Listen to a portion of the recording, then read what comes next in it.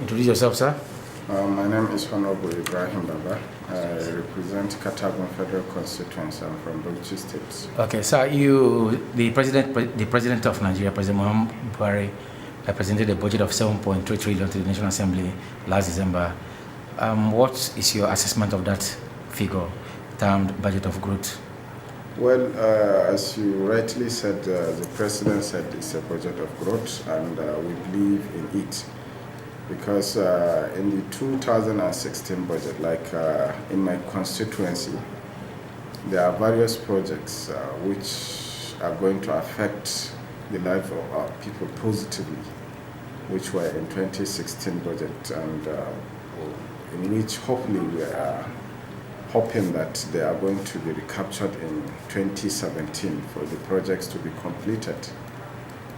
There is a water project called Chinade Gambaki Water Project. Called what? Chinade Gambaki Water Project, which will golf around 870 million naira, which is cited in my constituency. And there's construction of a School of Nursing and Midwifery to be cited in my constituency at the Federal Medical Center Azare, which will golf around 700 million naira too. And beside that, the president, in his own wisdom, has approved the siting of School of Civil Defense College in my constituency. So we believe in this budget, and we know it's going to help us to grow. Okay, sir. In comparison with what you're asking now, what you're saying now, is it the budget of last year or the budget of this year? Where these projects are, is it 2016 budget or 2017? Well, you know, the 2016 budget, the 2017 budget is like a continuation of the 2016. So I want it on record. Yeah, most of the projects in 2016 are those projects that will continue in 2017. That is why they term it budget of growth. In other words, it's a consolidation of the 2016 budget. Okay, so how will this budget be realized with the galloping exchange rate of about 306, as you know, as benchmarked by benchmarked by the president? The Senate passed in the FSP MTF the other day. With the way we are losing that exchange rate level at the forex market and all that, how would the instability guarantee the delivery of this budget? What do you think? If you look at the 2016 budget, it's about 6.something trillion. That is why, because of this differential, the president, in his own wisdom, increased it to 7.3 trillion. And the exchange rate of 2016, I think, is about 200 naira. And now this year is about 305. So there were some projects that were reduced to accommodate the differential in the exchange rate. So by and large, the budget is going to be achieved. Okay, sir, but you know, the projection is also dependent on the stability in Niger Delta, particularly as it has to do with exploration and the volume of how many million barrels per day. This production can never work if there is no good PR, as in something substantiate that can be substantial as being demanded by the Niger Delta militants, which is a factor whether we like it or not. This administration has not seemed to. It doesn't seem the administration is doing well in that regard, because they keep on saying federal government is not honoring its agreement. And if that doesn't happen, believe you me, I wonder if this budget will work. What would be your advice to the federal government? Well, as you know, last week the president said they are still negotiating with the militants or the agitators in the Niger Delta. And President Buhari, when you look at his policies and his action, he is very strategic. And I'm sure at the end of the day, they are going to agree on something. And once he had any agreement, as the President Buhari we know, we just take it to bank.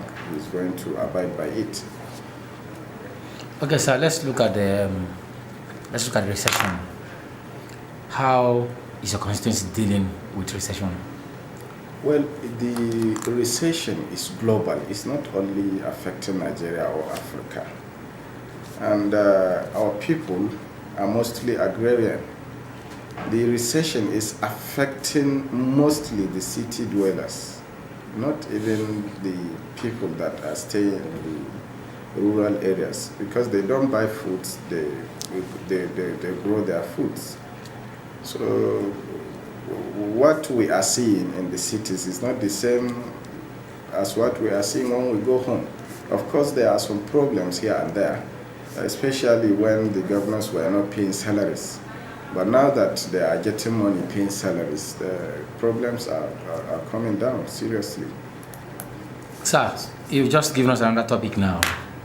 Governors cannot pay salaries.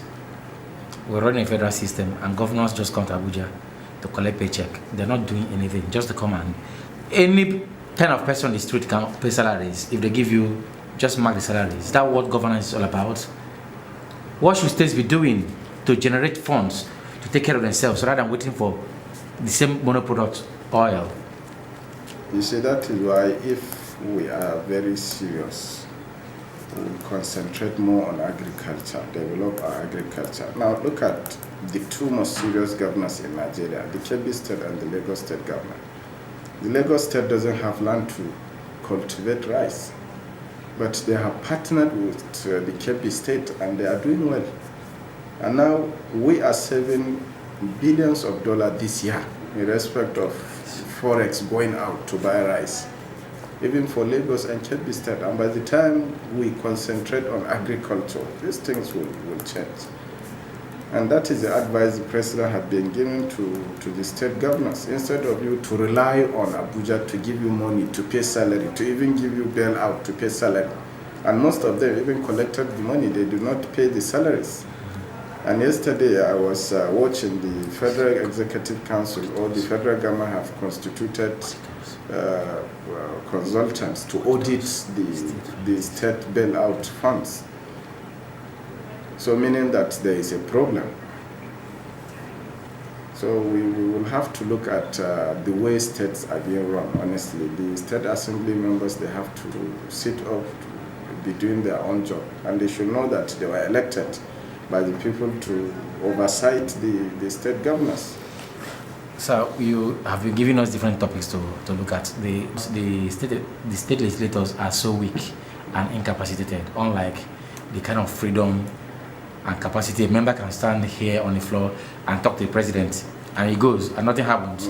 But in the states, they lack the capacity to address their governors. You know, that is the problem with incapacity. Most of the people we are sending to represent us doesn't have the capacity to do what they ought to have done.